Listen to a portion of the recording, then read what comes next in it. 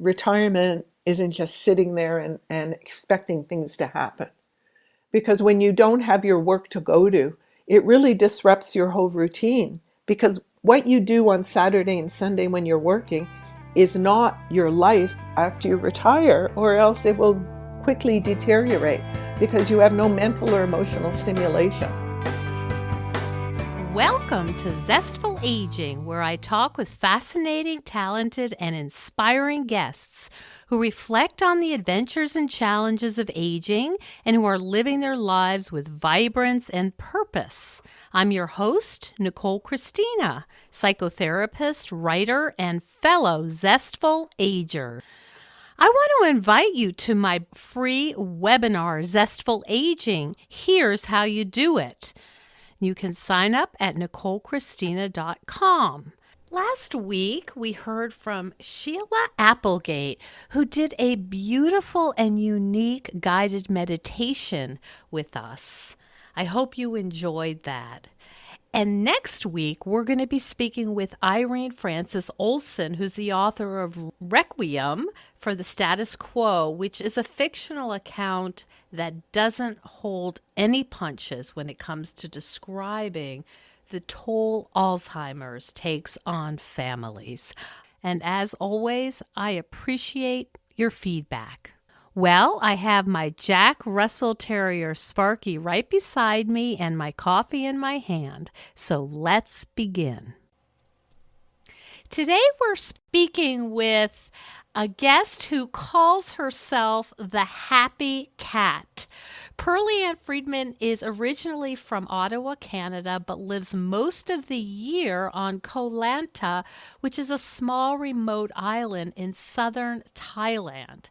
She's the CFO of Koh Lanta Animal Welfare, which is a rescue charity in Thailand, and she's easing into retirement, choosing an alternative lifestyle. Perley-Ann has some history that's been challenging. She has survived an aggressive cancer, but she says that she chooses to be positive in the face of real challenges of life. We're going to talk about that today. Welcome to the show, Perley-Ann. Well, thank you very much. I'm glad to be here. And how's your jet lag? I know you just got back from Thailand on Friday. It's getting there. It's harder coming this way, but you just do it. You know, I'm sleeping crazy hours, but that's okay. That's okay. That's okay. So, one of the things we're going to talk about today, we have a few things. Your incredible deep love for animals, but also your decision, even with some real challenges in life, to what you call be consciously happy. Do you want to talk a little bit about how that developed, how you made that decision to say life can be hard, yet I am going to be happy in the face of it? Yeah, I think it all goes back to when I was first diagnosed with cancer, and of course I was in shock. And my doctor said to me, I want you to pick life or death right now. Tell me if you want to live. And it was so shocking. It was like, well, I want to live. And he goes, from now on, every decision you make is because you want to live. And, at first I didn't really understand it. And with all of the procedures I had to have by choice, and, it really got me thinking, even after I survived the cancer, that life is my choice. How I approach life is my choice. And I want to have the best life I can have. So everything I do is based on wanting to live and wanting to live a good life and being happy, because being unhappy isn't fun. It's not a good life. And I look around me and so many people are so unhappy, but they're nurturing their unhappiness. So I'm here to nurture my happiness. So your whole philosophy, it sounds like, is whenever there's a decision to be made, you have this very clear choice in front of you to say, this will make me happy and this will not. Is that what it looks like? Absolutely. And not just the choice like that, but when things happen, like I've just returned to Ottawa to start a consulting contract actually yesterday, and they told me Friday I would start in a week. So here I came all the way across the planet, and now I'm waiting a week. But it's really not that bad because I can get over jet lag, I can see my friends, I can get caught up on some posting and writing. So, even though things might appear to be not great, have a good look at them and you'll see the bonus, the benefit. Find something there. And I'm actually really glad now that I think about it that I've got this time to kind of ease back into society, maybe after being on a remote island for so many months. And is your choice to partially retire to Thailand, was that one of those choices that you said, this is the direction I need to go to make myself happy? Well, all my life I've been fascinated with Asia and with China. And I remember in high school, I kept telling my parents I'm going to study Far Eastern history and whatever in a US university, which in those days was completely unaffordable. And everything just about me has been going to the tropics, to somewhere remote, somewhere completely different. When I was traveling in Asia about 18 years ago, we found Koh Lanta, and I knew right away that I would retire there. I just knew it had everything I needed. Which is what? What is it that you need? To be far away, to be free to form my own opinions, to not have society dictate what to do. Going to work, going to the shopping center, just that I didn't want a controlled society. And being on this remote island, it was spectacular, beautiful beyond belief. It was affordable. It was underdeveloped in the sense that there were no chains there, and there still aren't. There's no McDonald's, there's no Kentucky Fried Chicken, there's nothing there that kind of brings you back to controlled society. Now that doesn't mean I don't like controlled society, but I wanted to be able to be comfortable and free and relaxed and far enough away that I'm somewhere different. What's a typical day like for you when you're on Koh Lanta?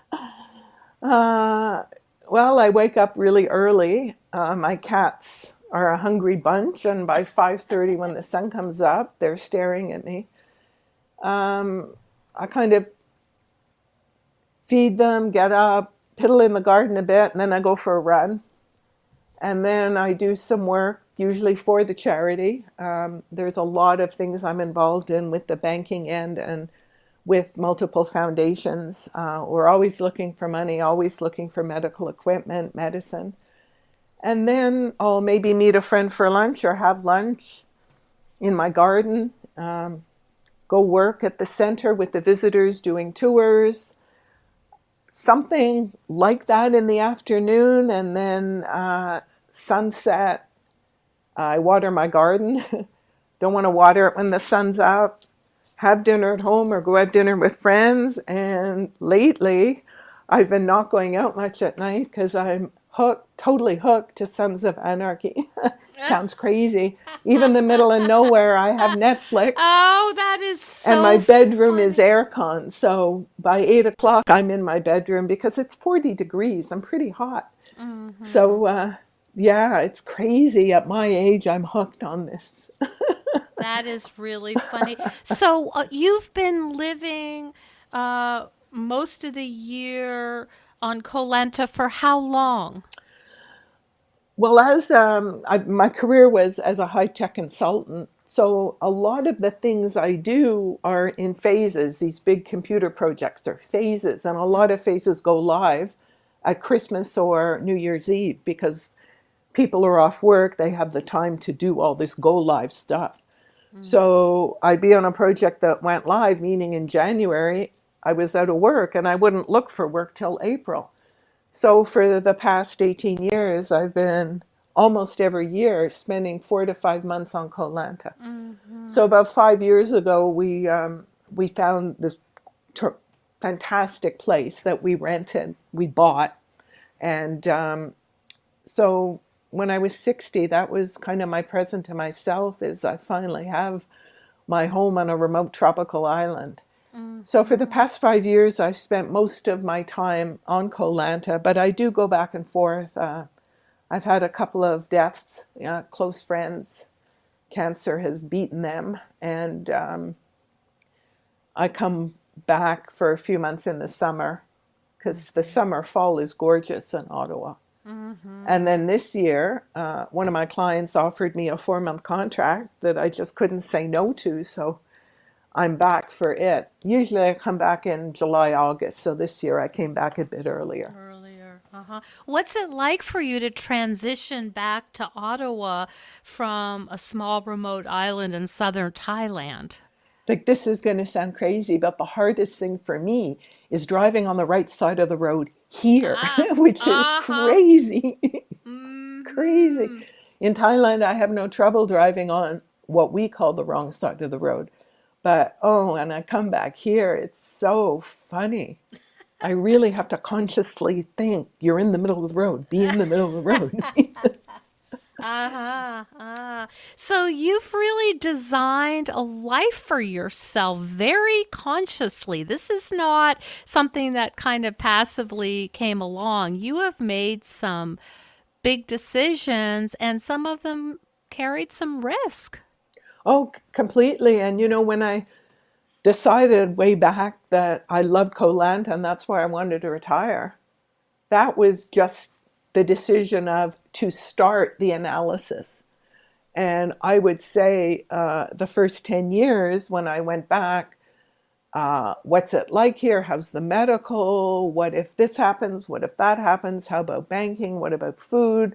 When I have my own place, I have to shop. What can I do? I mean, I thought of everything. And the other expats there and integrating into the community and the lifestyle when it's not tourist season. And so it was very strategic. And I'd say about 7 years ago, my partner and I decided, yep, that's where we want to be. He hasn't retired yet, so he's spending most of his time in Ottawa, but he knew from the day he met me almost 30 years ago that I was going to retire on a tropical island. So, Uh-huh. and in my career, I traveled so much for work that, we didn't see each other a lot. We're very techno, Skype, WhatsApp. We message and talk all the time, but we're not geographically together a lot. It's kind of funny after all these years, but everything on Koh Lanta and all of our decisions have been very carefully made because when you uproot from the West and you go somewhere remote, there's all kinds of things that can bite you that you have no idea about. So you really Mm. have to figure it out. Like, what do you mean when you say can bite you? Do you mean literally or figuratively? Well, I think in every sense, actually.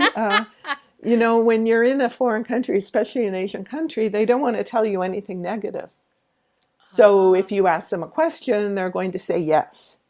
So it's how they frame the yes that you really have to understand. But until you've been there, you don't realize that they're telling you yes when they mean no. oh Or my, they're telling you it's no problem when it's a huge problem. So, can you give an example of that? well, look at a simple example that I tell visitors there is if you ask somebody, is the fish fresh? They're going to go, oh, yes, it's very fresh. And then you have to say, okay, you can't go for that. When was it caught? Oh, it was Ah, caught 10 days ago. It's like, and they're smiling. And so you just have to figure out how to approach questions. Or you say mm-hmm, to somebody, is this broken? Oh, it's fine. It's beautiful. It's wonderful. Well, mm-hmm. then will it work? Oh, it'll work once you put a new this and a that in it. Once you fix it. Oh my Say to goodness. people, what time does the train leave? And they'll go, Yes. oh, it leaves at 6 o'clock. So by 8 o'clock, you're still waiting. And Yeah. you ask them, they go, oh, the train at 6 o'clock, that's tomorrow. It's like, Oh my goodness. So you have to be very specific, very concrete, and very objective, using objective yeah, standards. and That is ask a so lot of interesting. questions. So, And when they get to know you, they might say, oh, that's not the right question. oh my Because goodness. they don't want to say no. Oh, how and is that's Thailand culture or is that Well, China too, but Thailand especially, it's too humiliating for them to say no about anything. So once you learn this, it uh changes everything, and then you understand all the screw ups you've caused. oh how that is so interesting. Hey, Zestful Agers.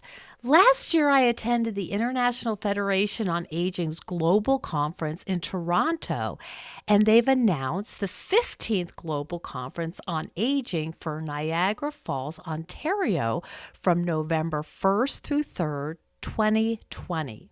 Zestful Aging Podcast is a proud partner for this conference, and I encourage you to all consider attending. The conference features prominent experts presenting and discussing critical issues within the field of aging. So head on over to ifa2020.org to learn more, and I hope to see you in Niagara Falls in November. Tell me about your love for animals, Perley-Ann. You call yourself the happy cat. Tell me how that developed and what's that like for you? Well, when I was going through chemo, I started doing ceramics with a friend who is a ceramicist as a way to get out of the house and do stuff because I was a mess in chemo. I had every reaction. I looked disgusting. I was blown up from the steroids. I was a mess. So I was only going out in the middle of the night to the 24-hour Walmarts and grocery stores because I looked pretty weird. And everybody at 3 in the morning at these places looks like me. So I felt comfortable there. So when I was finally, after the chemo and after all kinds of more tests and, I was cancer free and things were good, it was like, whoa, I'm alive. I'm the happy cat. I'm alive. And that became my ceramic kind of signature. And then it just became my signature. My house on Kolanta has it's huge wall around it. And I painted a big mural near the gate that says Happy Cat Villa. Mm-hmm. It's, yeah, cats have always been a part of my life. Mm-hmm. Growing up as well in Yeah. Ottawa? I was an Mm-hmm. only kid. And when I was about 3, we moved from an apartment into a house in this really kind of fun neighborhood for me. I'd never been in a neighborhood. And there was an older couple a few doors down. And one day they showed me this tiny little thing and I didn't know what it was. And they said, it's a kitten. It's like, oh my God, I want one. And they said, well, come back in 4 weeks and you can have one. So I went home and I told my mother, and she goes, yeah, yeah, yeah. So 4 weeks later, I went down, I got the kitten, came home, and my mother said, you're not bringing that into the house. And I said, well, that's okay. Well, we won't come in the house. And I sat on the front steps. And she said, what are you doing? I said, well, I'm with this cat or this kitten. And if you won't let it in the house, I'm not going either. So after about 2 hours, my mother goes, okay, okay. And I wasn't angry at her or anything. I totally respected her. Right. She was You just worried made about your decision. I just made my decision. And, it kind of said what I was all about. Do you think your love for animals and your connection for animals helped you through your treatment? Totally. How, Totally. how talk a little bit about that. When I was diagnosed with cancer, a lot of things made sense because my cat had started acting weird towards me. And, I feel that my cat knew something was wrong because I'm Mm-hmm. very healthy. I run, I eat well, I'm very conscious about my physical body. So once I started having chemo treatments, uh, the cat would kind of come up to me and snuggle in a way it's never done before. And I figured because he knew I was so sick, it's really funny. And then once all the chemo and radiation was over, took over a year for all my treatments, and I was okay. The cat's back in love with my partner. Kind of gave me up. Well, you're fine now. See you later. Oh my goodness. How interesting. So you really noticed that the cat reacted to you in a whole different kind of Yeah. way. How interesting. So if you already loved your kitties and then to experience them in this way must have brought another level of, understanding. Well, some people think I'm nuts, but I believe there is a connection. And cats are very emotional and extremely sensitive. And if we recognize that, it kind of changes how we approach them. Hmm. In Thailand, we teach this to the locals there because for them, cats and dogs are kind of how we look at groundhogs and chipmunks. Get Mm. rid of them. We don't want them. They're eating our plants. And so to understand that they have feelings and they need to be nurtured physically as well as emotionally, it kind of changes your relationship with the animal. I have three amazing cats at my home in Thailand that I miss terribly, and I have somebody living in my house when I'm not there so that the cats' lives aren't disturbed. And Hmm. also so nobody comes over my wall and squats in my house. But uh, yeah, it's, I don't know, some say I'm kind of weird, but I've met so many other people that have a connection with animals, Hmm. especially working with land animal welfare, that I'm not alone in this, the way I feel at all. Tell the story about your rescue dog that you adopted. Well, I actually didn't adopt it. It's sort of when animals are adopted at the center in Thailand, the people don't take the animal with them. And it's mostly tourists who fall in love with a dog or a cat. The animal has to go through quite a lot of medical procedures to be granted, permission to fly. Depending on the country the animal's going to, there might be quarantine or other kinds of things that need to be done. So the animal follows on in 2 or 3 months. So Hmm. when I accepted this contract and coming back to Ottawa, I'd mentioned it to the adoption person at the center, and they said, we just had this dog adopted to Ottawa like the day before. I didn't even know it was going on. The dog had been very sick, and I didn't know that it had been released from the hospital.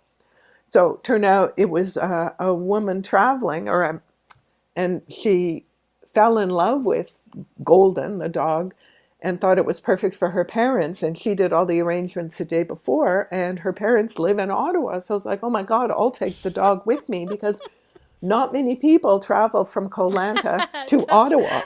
So they thought Ah, they'd have to find somebody in Toronto or Chicago, New York, sort of the eastern seaboard area where the yes. dog could be and the people here could go get it. Ah. So yeah, it was really amazing to bring the dog and to see what it went through. I actually, before our phone conversation, I posted on my Facebook page about the trip and about the dog because that poor thing spent 30 hours in a carrier without food, had Oh. had some water, but without food. Oh. And we left Bangkok, went to Taipei, went to Toronto, and in Toronto, the customs officers were absolutely wonderful. They let me take him out of the carrier, and I had a bag of food so I could feed him. And stay out of the carrier for about a half hour. I couldn't really bring it out to go to the bathroom. I Oh my. wanted to, but I was worried about having the dog and having to leave the carrier inside and my bags. It was just too Oh. convoluted. And I thought, we'll be in Ottawa in an hour and a half. Mm. But yeah, it was quite rewarding. Next time I come this way, I'll go anywhere to bring a dog. If there's a dog going to New York, I'll go to New York and then make my way back here because the life I gave that dog is just out of this world. Oh my goodness. So you were like the dog's assistant or travel companion. Yeah, we call it flight volunteer.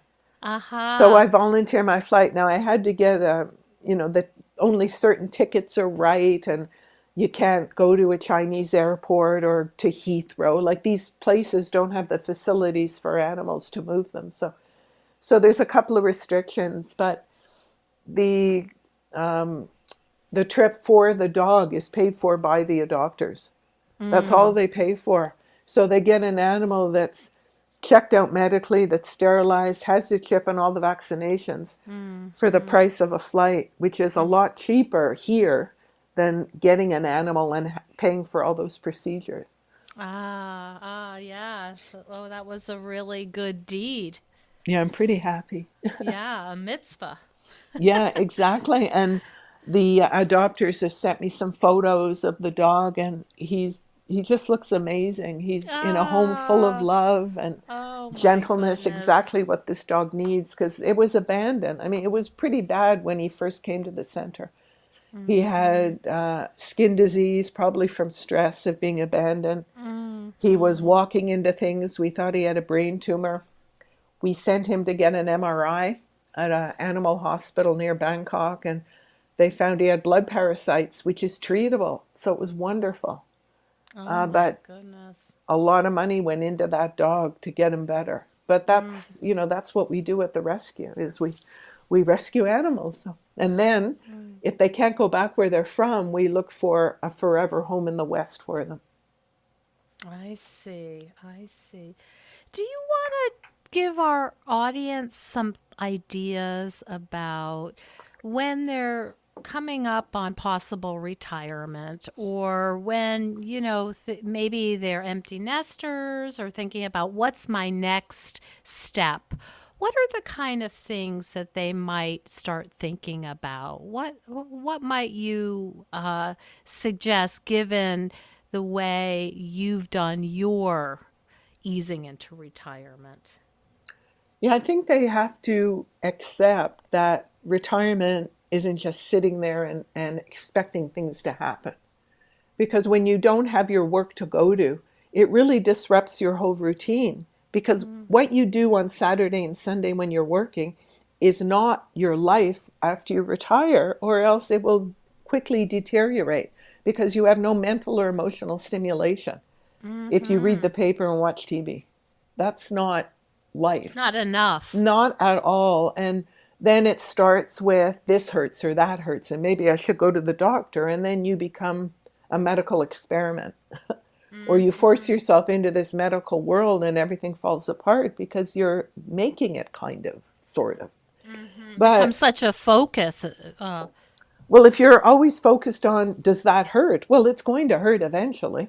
Because it's like your body's going to go, okay, I'll make it hurt so you're sad. I don't know. It's just so sad. But try and figure out what your passions are. What do you Mm-hmm. love?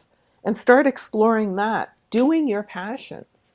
Because now you have the time to do your passions. If it's gardening, if it's, I don't know, skiing, running, exercise, I don't know, knitting, woodworking, anything at all, anything. Start volunteering. Start Mm-hmm. going to places and offering your services. Mm-hmm. And if you can't figure out where to go to offer your services, just offer them yourself. Don't Mm-hmm. say technology is for, it's not for me. Get on Facebook and figure it out. Go on Twitter. Maybe become, you're retired, whatever age you are, promote yourself as, I'm retired, I'm this age, and this is what I believe, and start getting engaged with other people and meet people like you. There's so many groups and forums for every kind of passion anybody could have with other people who are there to do it with you. Mm-hmm. So there's really no excuse for people who are bored in retirement. Mm-hmm. Really, yeah, that word engagement really, comes to mind as you're talking about sort of reaching out in this way. Reaching, it's the opposite of isolating and just kind of hanging out in your house and muddling around in the kitchen or whatever. That Yeah, you're saying you've really got to put yourself out there and maybe even feel a little bit of discomfort at first. why not?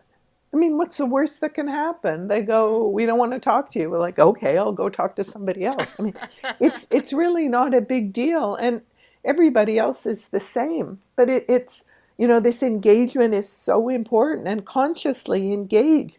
And it doesn't mean you have to get or you have to get in your car and go anywhere. You can do it in your living room. If you're interested in, I don't know, children or any issue, start Googling the issue. Find groups that you can share your ideas with. And even if you have nothing, just say, I'm 60, or I live in Ottawa, I'm a woman, I'm over 60, I live in Ottawa. Anybody want to walk with me? I don't know. Yeah. Can we go for coffee? It's unbelievable what will show up. It's really unbelievable. There's so many neighborhood groups that you don't even know about till you ask. Just ask.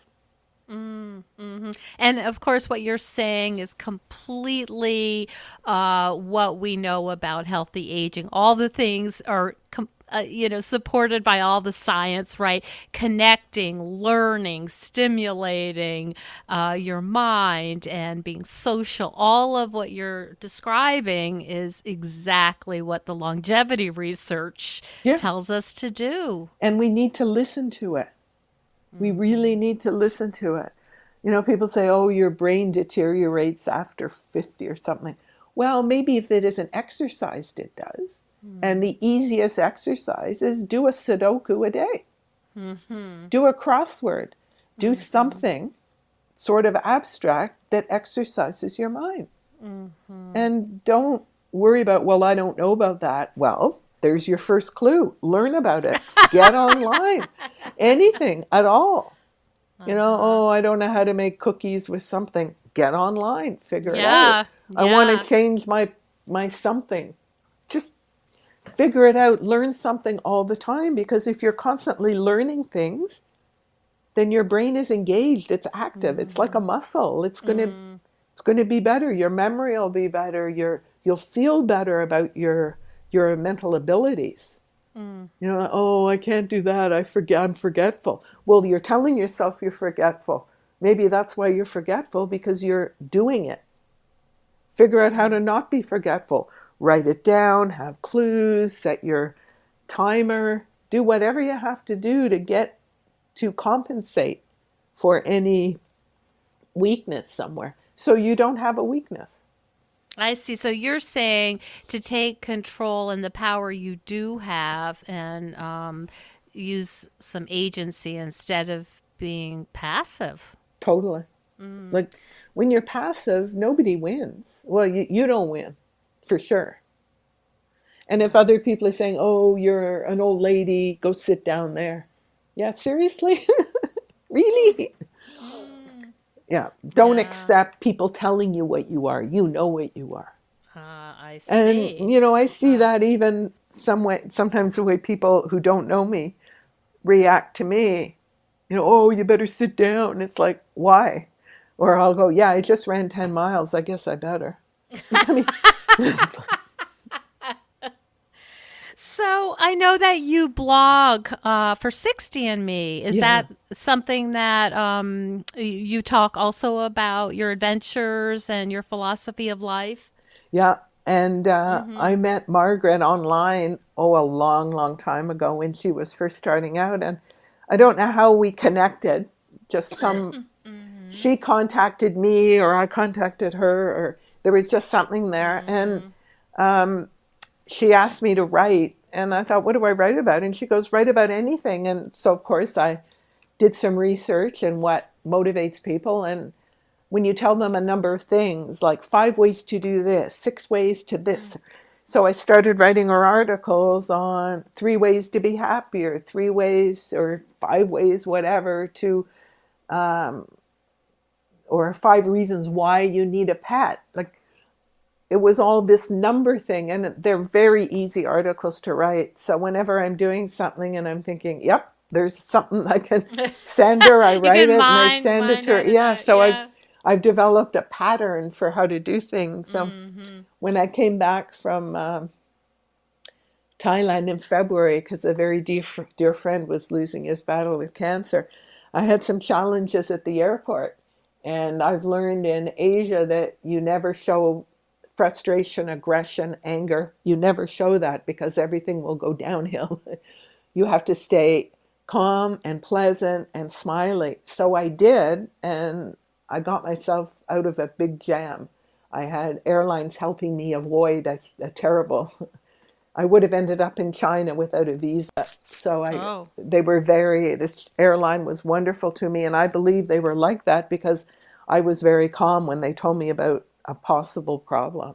Mm-hmm. So 2 weeks ago, when I booked this flight, I wrote an article of how to stay calm, cool, and collected when traveling Oh, for I think 16. actually, I think I saw that. Yeah, Yeah, so I did. that's I wonderful. kind of combined it why you need to be and then Yeah, how to be.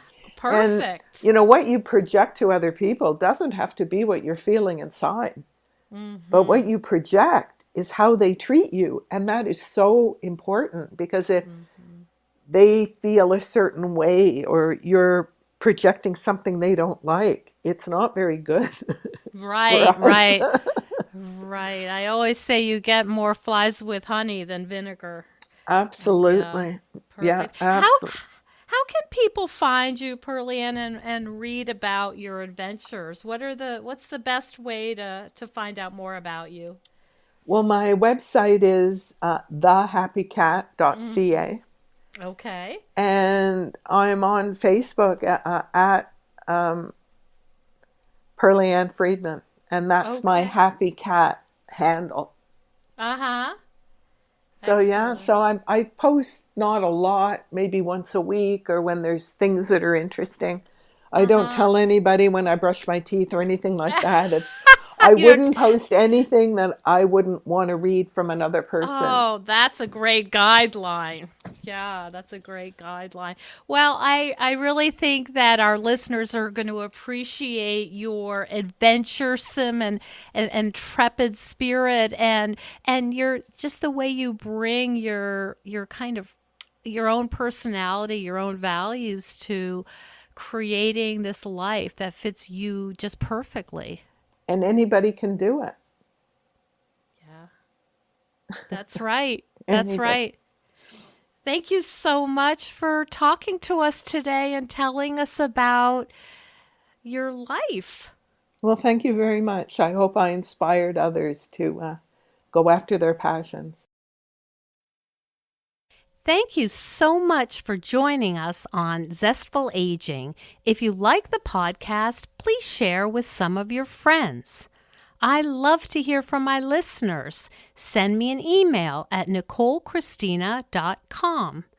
Next week, we're going to be speaking with Irene Frances Olson, who's the author of Requiem for the Status Quo, which is a fictional account that doesn't hold any punches when it comes to describing the toll Alzheimer's takes on families. I hope you'll listen in, and I look forward to talking to you soon. And please consider becoming a patron of the show. You will get access to exclusive bonuses, and you will be part of the Zestful Aging community. Keep us going strong. Go to patreon.com/zestfulaging. See you next time for another episode of Zestful Aging.